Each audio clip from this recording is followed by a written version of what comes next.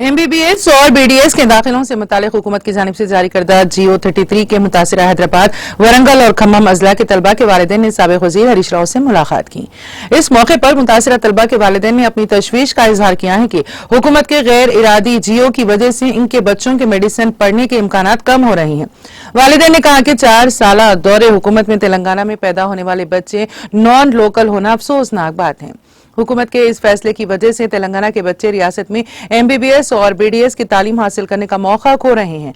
वालिदैन ने उनके बच्चों को इंसाफ दिलाने के लिए हुकूमत पर दबाव डालने की हरीश राव से अपील की, जिस पर हरीश राव ने तेलंगाना के तलबा को शदीद नुकसान पहुंचने वाले GO 33 के खिलाफ लड़ने जदोजहद करने का तय खून दिया।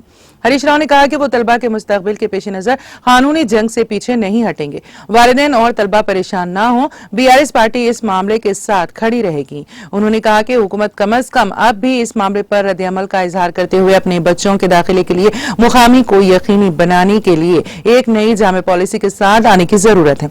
हरीश राव ने हुकूमत से एक बार फिर मुतालिबा किया है कि चीफ सेक्रेटरी और दीगर आला ओहदेदारों के साथ एक आला सतही कमेटी तश्कील दी जाए ताकि इस बात को यकीनी बनाया जा सके कि तेलंगाना तलबा के दाखिलों में कोई नाइंसाफी ना हो।